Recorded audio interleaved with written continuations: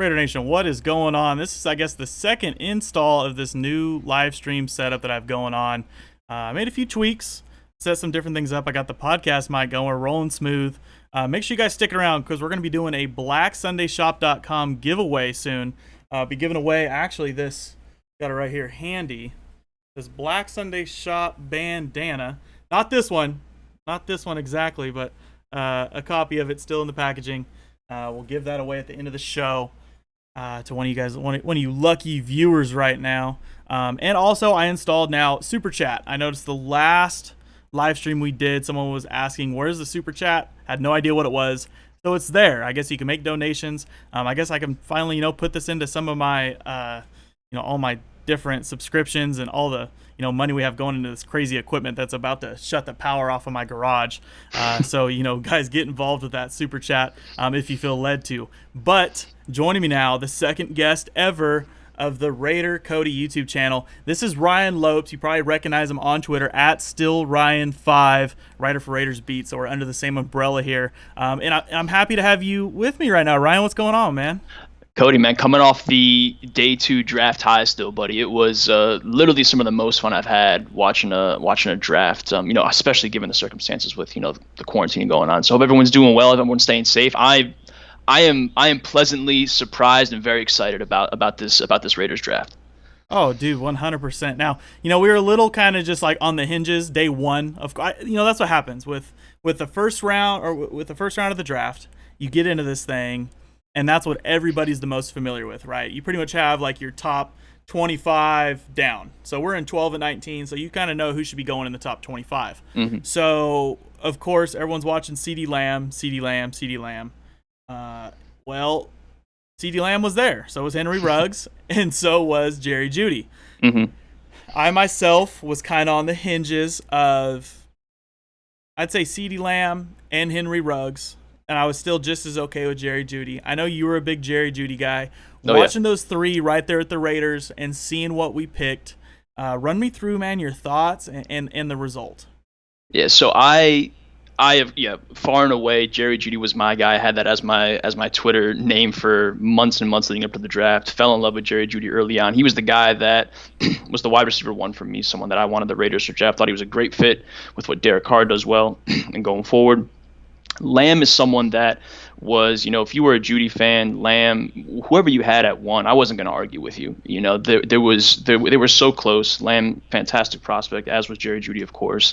So what I ended up doing, did it last year, maybe the year before too, but there's a website, the Huddle Report, which kind of tracks mock draft scores. It's this wonky thing where you get graded on actual pick accuracy and all this stuff. So there's legit years of data and these guys that have become quote unquote mock draft experts. So what I do is I end up tallying like the top 25 scores, and far and away CeeDee Lamb 24 hours prior and obviously day of the draft, CeeDee Lamb was the pick at 12 overall for the Raiders for all these mock draft experts. So this is big media guys, analysts on different networks. Everyone had CeeDee Lamb pegged to the Raiders at 12. And that's who I kind of talked myself into. Not that I had to really talk myself into it a lot, but that was the player that I, in my head, settled on. I was like, you know what, CeeDee Lamb, fantastic player, great fit at 12. I'm excited. And Ruggs was always there as well, of course. As you alluded to, he was your two. That speed was so special. And even though he wasn't, to me, a Jerry Jeudy level prospect or a CeeDee Lamb level prospect, he was still a great receiver, fantastic. That speed 4.2 something, man, that obviously sets him apart. So by no means was Henry Ruggs a disappointment. I think for me personally, I had kind of talked myself into CeeDee Lamb. So when it was Ruggs' pick, which to me screamed John Gruden, I was like, oh man, John really, I imagine, kind of put his foot down and said, this is who I want. This is who I want to mold the offense around, and here we are. Boom, I love it. Now, so I guess we can all agree now, Jerry Jeudy was there. I think he was kind of 50-50 for everyone in Raider Nation. I put a lot of votes out, and it seemed like the majority wanted CeeDee. Second best was Jeudy. Third best was Ruggs. But obviously this is kind of what John Gruden and Mike Mayock thought was best fit for the offense because they got pick of the litter. Now I think one thing that we can all agree on is that now that Judy's a Bronco, Jeudy sucks. So just roll with that. I'll tell you, I'm excited, man. I love to see what this speed is going to do to our offense. Hopefully, man, I'm just going to trust him until we're doubted. It's one of those things where, dude, I love now that I'm watching some of these videos. I've kind of just even heard goofy little things like CeeDee Lamb wasn't quite prepared going into his interviews, or he just was a little unprofessional, things like that. And it makes sense because that's going to be an immediate red flag to like a John Gruden or Mike Mayock, right? That's like almost, it seems like the number one thing that they're looking at on top of the theme this year, which I think kind of led us to our number 19 overall, Damon Arnett, who is just an absolute dog. And I think that just kind of set the tone for the rest of the draft. At the point of attack where we first drafted this guy, I'm not the only one. I know the majority of the chat in here was kind of like, who? Like, who's this guy? Where?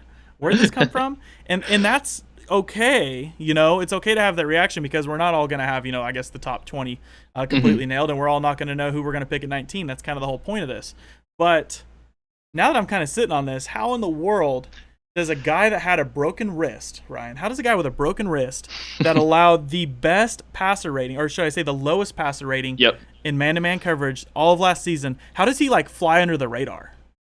Yeah, Ohio State is maybe not even quietly anymore. Ohio State is turning into, if they're not already kind of established as DBU. I mean, just the talent they pump into the league year over year. Obviously this year, Jeff Okudah going very, very early. So I think it's easy for guys, and again, seasons past, whether it was Marshawn Lattimore, whoever it was, Denzel Ward, whoever's playing opposite these guys, they kind of get just kind of forgotten about, for better or for worse. It's more than likely, and probably in the case of Damon Arnett here, it's not an indictment on them per se, because this is a player that, again, I'll throw my hand up, like you alluded to, it wasn't a player that was at all on my radar. So certainly a good bit of, again, shock and surprise, and my immediate reaction was, man, this is rich by about 2 or 3 rounds here. I don't know, but again, a player that has me really kind of doing backflips now, man. Is just how well, and you hit on it, how well he just fits in with exactly what Gruden and Mayock. So for all the doubts and questions there might be about Gruden and Mayock, one thing is for sure, they certainly have a type, and it starts with that mentality, that dog mentality. It's kind of cliche to throw that stuff out there, but I really think you put a bunch of those guys together, whether it's John Abraham from last year even, or Arnett, of course, we're talking about him this year. Like, you put a bunch of those guys together, and that builds that base for you. That starts that culture, and that drive, and where winning, there are no exceptions. Winning is everything. Yeah. Now we're getting a little. Oh, what's going on with the chat room here? I guess won't let me donate. Looks like some of the stream's ending. Comment in the comment section. I guess I still got the stream going through on here. This is our second plug. Ryan, do you still have the stream coming through on your phone? Yeah. So it's running for me. Okay, must be unlucky for some others. My garage is still, it hasn't burned down yet, guys. My garage is still here. It's still good. It could any minute. I'm not ruling out that possibility. I get the lights flickering here, Ryan. Man, you wouldn't believe it. I thought for sure I was gonna have to have my wife on standby by the breaker, like ready to flip this thing back on. Yeah, it's I've had this thing pumped to the max. The things you do for some good old fashioned Raider football discussion, man. Yeah, just for these guys to sit on their couch and watch us talk and probably hate our opinion. It's okay, man. We're here for a good time. So yeah, I don't know what's going on if you guys are working on the super chat. Let's see, stream is fine. Okay, it looks like we're still in business. Some people had to reload. Yeah, if it goes out, just reload. I think we're still here. I got a green light stream health. We're still going good. If anybody, I don't know if the super chat is working. If not, sorry. But if you guys want to donate to the super chat, you can plug whatever you want. You can ask any questions. We'll pop it off. I'll pop it off for Ryan here too. If you guys decide, I know someone said they wanted to plug something. Plug whatever you want. And if it's not working, I apologize. We'll get you hopefully next time. So we round out day one. We slept on 19. I think everything, we kind of woke up, I think, okay with everything. So on round 3, of course, we're waiting. I kind of expected us to sit there because, Mike Mayock already said, whether it was a smoke screen for round 1 or not, Mike Mayock had those comments. If we're doing our job, we should be able to find 3 more starters in round 3. But now here's what's crazy to me is now that I'm looking at that, yes, we sat at round 3 and we picked those 3 players there. We had one trade back from 91 to 100, no big deal. But we picked those 3 players there. But I don't think any one of them are a starter. Is that, maybe in the future? Is that kind of maybe what he's alluding to? And this is kind of, I guess, your cue. I want you to kind of go off. I know you like this first pick. And although he's maybe not a starter, for me, Lynn Bowden Jr., I should be popping this guy. I want to pop this guy up for you. Lynn Bowden Jr. here.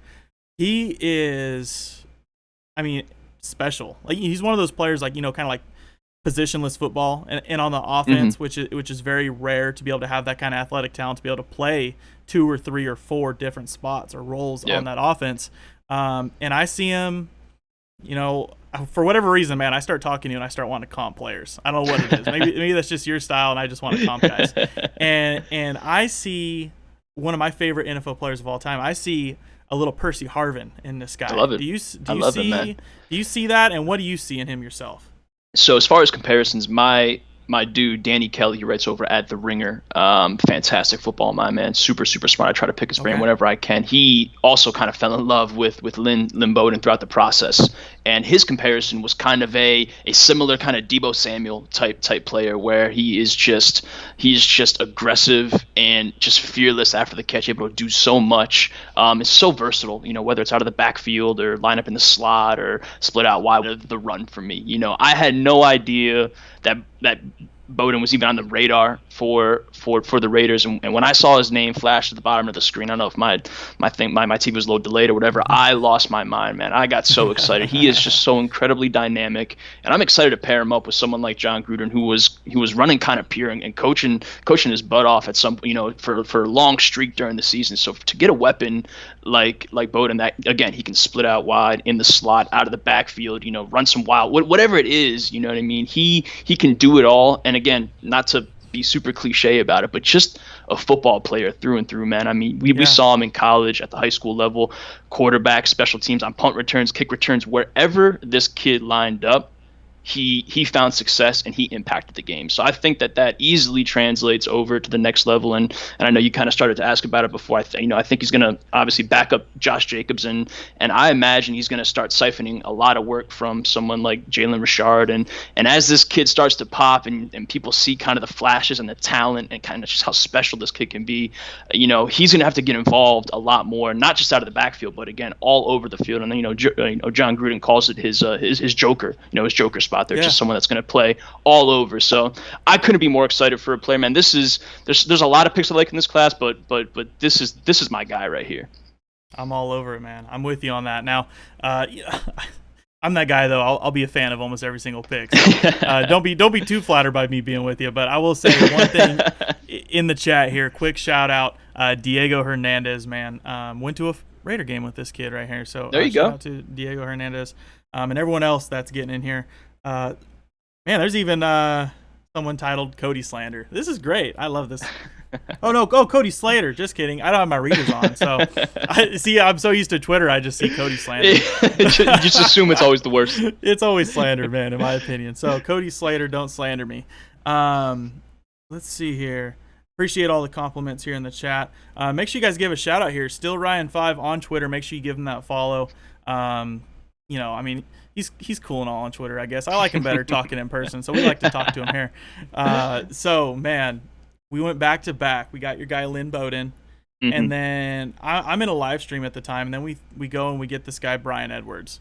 And I've already told the viewers here, man, as soon as we picked Brian Edwards, I threw on highlight tape of Brian Edwards, and I just about lost my mind seeing this guy. He's just bullying guys. And then I heard, later I saw an analyst say something along the lines of, he was bullying college athletes, but he needs to do more to make it at the NFL level. I'm just sitting there thinking in my mind, are they not all is it not level playing field at that point? I get it.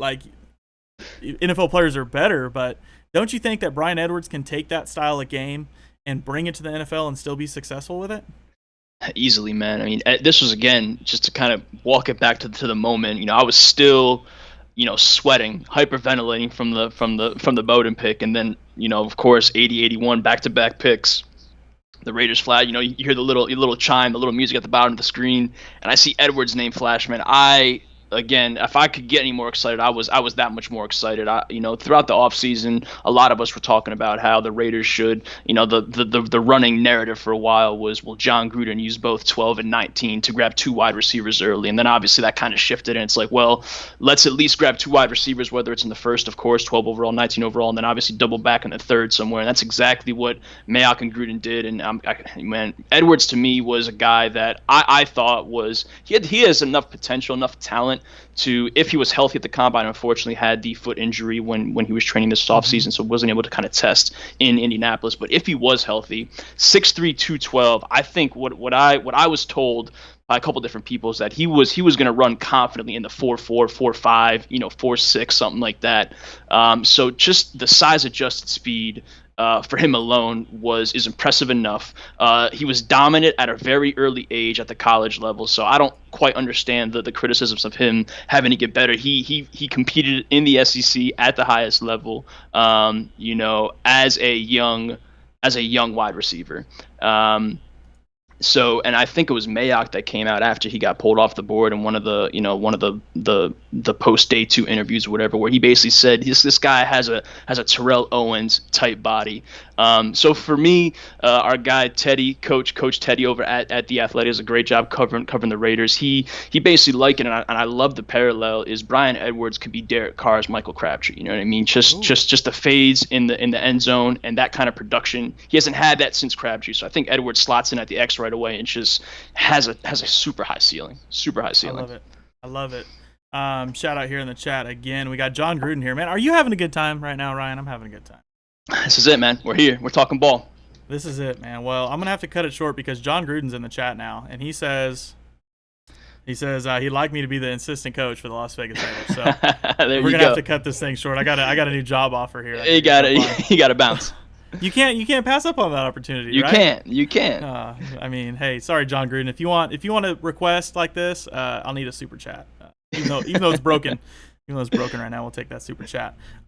So I kind of want to know. We'll stop right here from the draft perspective. Mm-hmm. Now we kind of got we got a loaded wide receiver room, and we've said this in the past. We said this last year. I remember going into it. Of course, I mean there was a very, very erupting, departure, but besides that, we still felt like we had some depth in there with some of our early guys, like Ryan Grant, or then we brought in like Trevor Davis. We felt like we're bringing in some good depth players, but none of them ever panned out. But now we're looking at, I think, a lot of young, talented receivers in obviously adding Henry Ruggs, Tyrell Williams. They're going to be our 2 starting wide receivers out wide.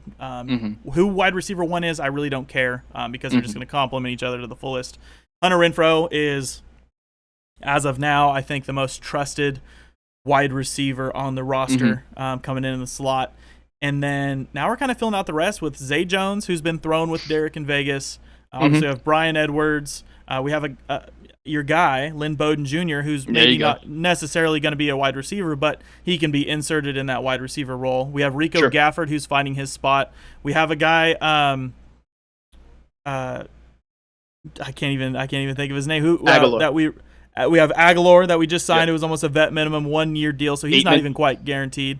Aitman, and then Keelan Doss, who we worked extra hard to even keep around, period. What do you think? How does the rest, I mean, of course, we kind of have the top three settled in. How do you think the rest of this roster shakes out, and how stiff is the competition going to be? Yeah, Gruden came in, and again, just knowing his background and when the whole Antonio Brown, even before the Antonio Brown signing and during the Brown kind of saga, Gruden made a couple public comments about how he wanted to have the best wide receiver room in the league, period. And obviously Brown and all these other guys were a step in that direction. Things didn't kind of work out. But now you look at what was once a weakness and just the different options and play styles and bodies that are currently in that room. So to your point, ton of competition, iron sharpens iron, all that stuff. These guys are going to be battling and fighting for one of these, four or five spots. I have to imagine if Bryan Edwards is healthy, he's gonna show out, and again, I'm trying to put my personal fandom and biases aside, but I think Edwards is just too good to not, again, assuming the foot's healthy, which I'm hoping it is, given the draft capital spent. If Edwards is healthy, I imagine he pushes and kind of inserts himself right away. Obviously Renfro, Aguilar, to me, the story's kind of been written. Maybe he'll factor in on special teams. There's been some questions about his hands and the consistency there, but again, came from a solid offense in Philadelphia and has had a notable career, perhaps expectations that kind of got out ahead of him. So he's going to be someone that comes in with a solid kind of footing, so to speak. And again, if he can kind of put the drops and clean that stuff up beside of him, he certainly has kind of the pedigree in that sense. Zay Jones, again, another player that's kind of trying to find his way. So I think between those two, they're going to kind of try to duke it out and figure out who kind of rises to the top. And then I know Gafford's got a little bit of speed to him. Doss was a guy that was kind of a draft darling that ended up on the roster, and like you said, this is a player that this team has gone out of their way to keep around. So I think it's between Edwards and then one of Zay Jones and Aguilar will end up kind of sticking. And yeah, man, that's a position that, again, a lot of us were super, super concerned about going into the season. But I think between Gruden and Mayock, they did a really good job of kind of completely revamping that room, and now turning it into almost a strength on this roster. I love it, man. I love picking your brain. Chat, I hope you guys are appreciating this right now. Go and give Ryan a shout out, man. I want to shout out like Ryan, you rock or something right here in the chat room right now. Give him some love, man. It's all fun, man. He's taking time right now on the East Coast. It's 10:30 over there on the East Coast. If you guys are listening, that's cool because you're probably just sitting on the couch. This guy's grinding out some Raider knowledge for us. But now to close out day 2, we go in, and like I said, I mean, so far, Lynn Bowden, a rotational gadget guy that I think is going to see a lot of snaps, but he's not a starter. We have Bryan Edwards, who's going to be, really competing in camp, and he's going to be fun to watch. Big time, of course, whenever he finds that role, gets 100% healthy, he's ready to go. Yeah. And then we close out day 2 with another guy that is not quite a starter, but I think will play an important role, who has dubbed himself I always forget what he calls himself, the special teams, what is it? Yeah, what the hell did he say, man? I know exactly what you're thinking about. I am completely blanking. The War Daddy. The War Daddy, right? War Daddy, Tanner Muse, man. And although, he's not going to be quite a starting linebacker, I think he maybe finds a rotation. You have Nicholas Morrow, who's still going to be inserted gadget, kind of like on those like nickel and dime packages. I can see that maybe happening. Maybe not now, given our Meek Robertson addition and stuff. Hopefully we don't see a whole lot of 3 linebacker sets on third down anymore. So, we're going to see what we have to work with. But Tanner Muse coming in, what do you realistically see for him? We've kind of dubbed him, I talked to Samoan Raider on my podcast. He called him Isaiah Simmons Light. And he's not as talented, not as impactful, but he does, I guess, have that same kind of like roundful skill set, just not as, immediate impact type player. What do you think Tanner Muse brings to the table, and what do you think he's going to do for this roster?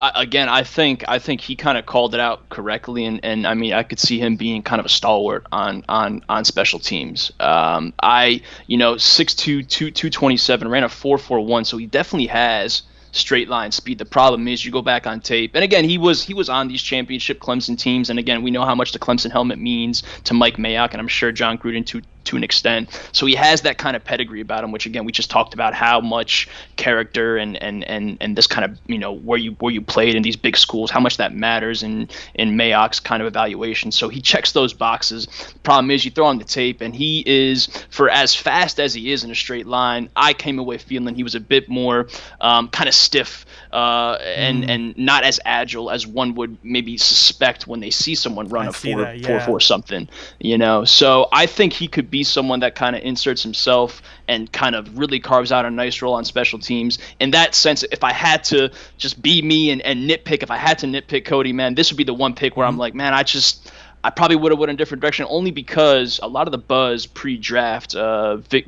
Tafur, who covers the Raiders better than anybody over at the Athletic, he singled out a guy, Davion Taylor over at Colorado, someone that the Raiders were a little bit infatuated with, kind of that hybrid linebacker as well. And he went a couple picks after Muse, someone that I probably would have preferred myself. And also Burgess, Terrell Burgess from Utah was another name that kind of got mentioned. But again, Muse certainly checks the boxes that, Mayock and the guys really look for. The Clemson helmet is a big one. So I'm excited to see kind of his impact on special teams. You can never have too many good special teams players. And again, it's an important element of the game as well. So if I had to have one kind of do-over pick, Muse would kind of be it. But again, for where he went in the draft, it is what it is. And I'm still at this point, man, when Muse came off the board, I'm still riding high off of Bowden and Edwards. I didn't care who the hell they picked, to be honest with you. Could have been anybody. Yeah, I like that. Exactly. Yeah. So we had a little string of trades there that ended. We had that one trade that ended day 2, and then we had some trades that were happening on day 3. Before we get into that, guys, for everyone that's watching right now, if you haven't already, make sure you subscribe to this channel. Hit the bell notification so you get all the notifications from here on out whenever we go live. I'm going to try and do this more often, as much as I can, until we tear this studio down and try to do some different things here. But we're going to try and make this happen as much as possible. So make sure you're caught up with all the news. And stick around, because at the end, as soon as we're done covering all these draft picks, I'm going to make Ryan stick around for a couple more minutes, because we're going to give away this bandana. So going into day 3, and I've covered these guys, Ryan. You don't even understand. Like, I've talked about probably the entire draft class. Like, I think this is the 4th time.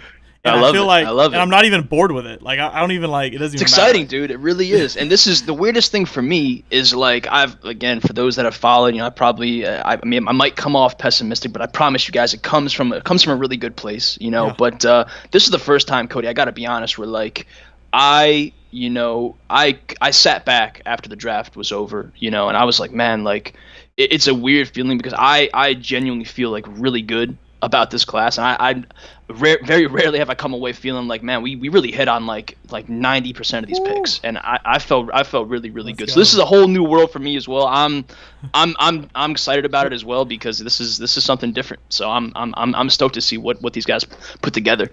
I love it. It's a rare sighting where Ryan goes out of his way to want to talk about more Raiders football. This is usually like the time where he's like, okay, it's time to go into the fantasy football world for the rest of the season. Exactly.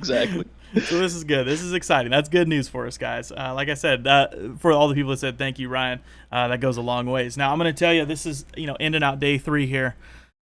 Our first pick, we come in, was a need, in my opinion. Maybe wasn't necessarily. I think 4th round was kind of the ceiling, like the earliest we could have took this position, and that was John Simpson, guard out of Clemson, and kind of a little bit different build than I guess everyone tries to spread around their prototypical Tom Cable size guard, maybe kind of like a short, stocky kind of guy. Well, this guy's big. I mean, he kind of seems like he could play like any freaking position on the offensive line. He's big, he's powerful. My assessment, maybe a little slow on the feet, but he's freaking powerful. What do you think about this guy, and do you have any last concerns, not necessarily just him in particular, but I guess any last concerns, and how you think the offensive line as a whole is going to shape out? The Simpson pick was super interesting when it happened, because a lot of the buzz pre-draft, and obviously to this point in the draft, is Gabe Jackson on the table, and right when you grab someone like Simpson that could maybe slot in right away at starting guard if needed, depending on how this offseason program ends up shaking out with COVID and everything. But right when that happened, I figured that there was something in the works for Jackson right away, and obviously after the draft, Mayock came out and said, Gabe's going to start. But again, to your point, as you kind of alluded to, you really can't have too much depth, especially along this offensive line. It's been such element for this team and such an identity for this team for so many seasons now. I won't pretend that I've watched a ton of John Simpson tape or film, pre-draft. I kind of personally tend to it's probably so exciting. Don't you want to watch a guard just block people? with offensive line play personally? I know it's very, very important. I'll watch the top guys here and there, but as you said before, it was a need, but perhaps not like a day 1 or 2 need. So I kind of passed early on. But again, Simpson, I pulled up right away. Lance Zierlein, who writes over for NFL.com, compared him to former Raider KO, man. Kelechi Osemele, man. So that right there, I mean, fans probably see that and remember kind of the impact that KO had when he was healthy and out there mauling dudes. So like, I think you summed it up, Cody. It's like this dude is big and strong, period. And I think Tom Cable, I think the last time I was on the show, I mean, I might have said, Cable was one of the surprises, kind of the surprise storylines for the Raiders, what he's able to do with that unit as a whole. So if Cable's coaching so pure, man, and all of a sudden he's turning these guys and accelerating their kind of growth. I mean, if he gets his hand on Simpson early, this could bode well, and maybe Gabe does become expendable, or maybe, God forbid someone does get hurt. You can never have too much depth. So Simpson, man, I think it's a smart selection. You got to build and make sure the offensive line is secure. And again, that Clemson helmet, I'm sure doesn't hurt his chances.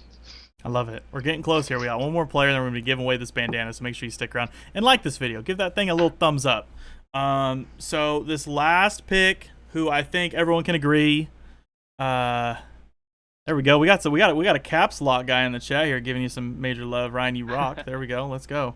I love it. Now the final pick, almost like we could probably put a vote out. Who's your favorite pick? I'd say, I mean, almost majority of the fan base would probably say Meek Robertson, just because the value is there. For whatever reason, fans kind of also have like that. They can automatically stick to like those sleeper picks because it's like a low risk, high reward type guy, exactly. So it's like, we got this guy Meek Robertson. And I remember even like whenever we were live streaming on Periscope during day 2, there's people in the chat. I think one of them was one of my moderators, Ivan. Shout out Ivan. He was kind of banging the table like a Meek Robertson, a Meek. I saw it like so many times from so many people too. And I'm like, okay, I'm kind of watching them. And day 3, I'm not watching at all. Like I'm not like watching the draft, watching the names fall off the board. I'm just waiting for our picks to happen.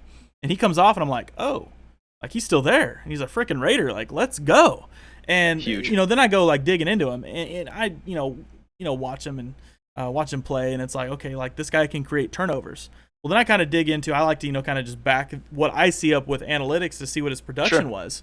Man, over 3 seasons, right?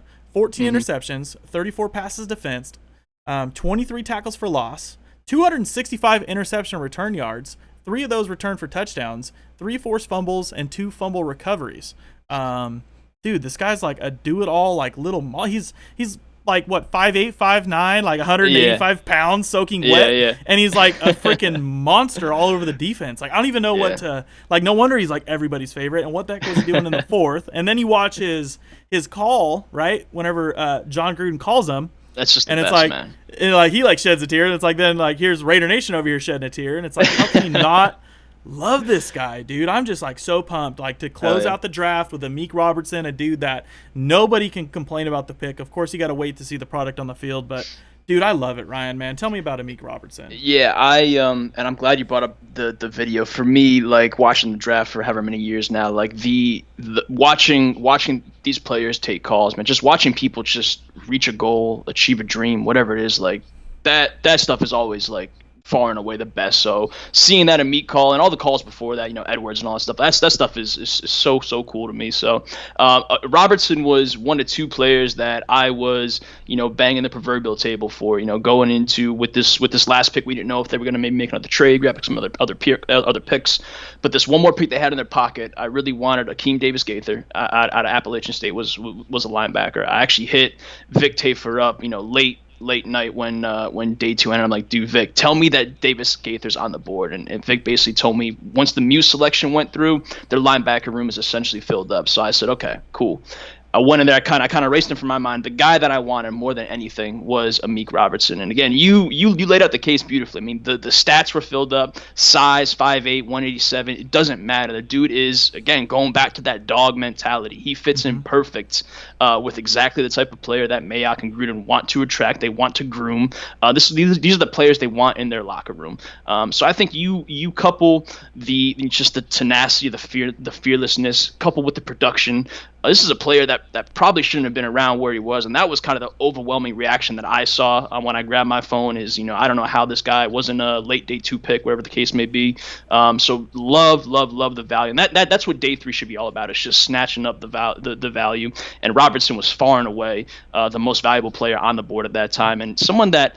Gosh, man, could we see him slot in at slot corner, sooner than later, and maybe push Joyner back to free safety, where he experienced a ton of success when he was with the Rams out in Los Angeles? I mean, if Robertson ascends at the right time, I mean, this could bode so well for the defense. So I'm with you, bro. Tons of value, and a player that I think shouldn't surprise anybody if he ends up making an impact. That was, I think, the biggest need that we had on defense. Of course, our defensive line improved. We had, I think, almost a top 10 rushing defense last year. I forget where we finished off, but we played well against the run. And all we needed, I think, passing defense, yeah, we needed talent back there in the secondary, but what we really needed was to create turnovers. Like, if you want to eliminate those passing yards that you're giving up, well, take the ball away so they can quit throwing it. I mean, that's going to be the first thing that's going to help you. So adding a Meek Robertson, I agree with you, to get in there and start pushing LaMarcus Joyner. I think, whenever you start getting those big dime packages, I think you're going to start seeing a Meek Robertson getting thrown in there, opposite or next to LaMarcus Joyner, and seeing what he can do. For sure. And, hey, from there, he's just going to keep on climbing up. It all depends. And this could be, I love LaMarcus Joyner. Hope he takes a step up. Hopefully, he gets a lot more valuable to the contract. And maybe him and a Meek could be a extreme duo on the interior of the secondary, because we see a lot of spread offenses. There's room for both of them for a year or two. So I'm excited with what we paired up here, Ryan. Any last I guess I'll just give you the floor here before I do this giveaway. Any last comments at the draft class as a whole? John Gruden, Mike Mayock, whatever it is, I don't care. Go for it. No, I think again you navigated us perfectly through it, man. This is a class, I said it before, where kind of the initial reactions on day one, as you mentioned, were maybe not the names, especially Arnett, I guess specifically the names that were maybe talked about, but truly once you go back and again putting our fandom aside, like you go back and you watch someone like Arnett. He is a player that I almost did a legit 180 on. I know there's questions about speed and all that stuff, but I'm not sure that really factors in much to his game. So and age, all that stuff aside, like I went from being kind of concerned about the Arnett pick, where legit he might be one of my favorite picks alongside someone like Bowden as well. So again, in general, man, this class, I'm very, very excited about it. I haven't felt like that in a long time, so I'm excited to see kind of how things play out over the next year, 2 or 3, and see how this team grows and kind of starts clicking together. I love it. So we're gonna close this thing out, man. I appreciate your time, Ryan. I'm glad you got on here and chopped it up with me. You make it easy on me, man. I just got to navigate, and I'm just over here tossing alley oops. You can call me Steve Nash for now. I'm just dishing out dimes here, and we're I had a blast, bro. Appreciate you. Hey, always a good time. And while you're having fun, man, I got to make sure I drag you on here a couple more times in the off season before we get rolling. So we're going to do this giveaway, man. We're going to do this giveaway real quick. And this is brought to you by BlackSundayShop.com. And if you do not win the giveaway, don't be completely hurt, because what I'm giving away is this bandana. And this bandana can be also earned for free by one single purchase on BlackSundayShop.com. You go to BlackSundayShop.com, you buy a shirt, you buy a hoodie, or a hat just all by itself. This bandana comes with it. But I'm going to go ahead and give one away for free for now. But make sure you visit the website, BlackSundayShop.com. 20% off if you use my promo code down there at the bottom, Skull20. See, I can pop it up there. Oh, wrong one. There we go. Skull20. Let's take a week off. I'm all over the place here, man. I've been doing this way too many times. So you go to BlackSundayShop.com, promo code Skull20. You get this thing. Now, if you want to win this right now, I need the chat to spam Black Sunday. Everybody, if you want to win this thing, I want you to type in Black Sunday in the comments section. Type in Black Sunday. I'm going to choose one lucky winner out of the chat where I put my bandana on here. Ryan ain't going to want to mess with me after I put this bandana on. This is it right here. This is game over. Official now, bro. I'm gonna be walking through the alley of Las Vegas, and ain't nobody gonna mess with me. Tell you what, you just spam Black Sunday, Black Sunday. Let's see it. Give them some love. Let's go. I'm here for this. Let's go. Who wants to win this bandana? Man, we are just rolling coming in Let's hot go. now, man. Woo, boy. I don't even know how to pick this. We might have to give away more in the future. You got to come with a dozen bandanas next time. I'm telling you, I need to come with more heat, man. So this is what we're gonna do. I'm gonna scroll. I'm gonna pick a random name. We're gonna go with Raider Dog 88. That's who I picked. Raider Dog 88. Raider DOGG 88. That's Raider DOGG space 88. I made sure to spell it out so nobody went and made a fake account real quick on YouTube and message me. So find me, follow me on Instagram or Twitter, DM me, give me your name, address, information. I will get you a fresh, like I said, it's not this one, it's not the worn one. I'll get you a fresh one. And if you're not comfortable with me shipping it right now, I'll ship it at a later date. You let me know. But I love all the love in the chat for BlackSunday.com. I mean, their stuff's legit. This shirt right here, Ryan, gotta go get you one of these. Absolutely, man. I'm gonna throw my name in the free bandana pool next time I'm on here, man. I'm gonna start spamming Black Sunday too. There we go, man. You gotta be quick. Copy paste. You gotta get it going, man. So that's good stuff. Ryan, I appreciate you coming on here tonight, man. Wrapping this thing up, and like I said, we're gonna be talking again soon, brother. Absolutely, man. Cody, I appreciate you, man. All that you do for us out here pushing this good conversation, man. I'm excited about this class, excited about this team. So let's see what happens in the next couple of months. Good stuff, Raider Nation, man. Guys, thanks for joining us, and we will see you hopefully soon. We'll see.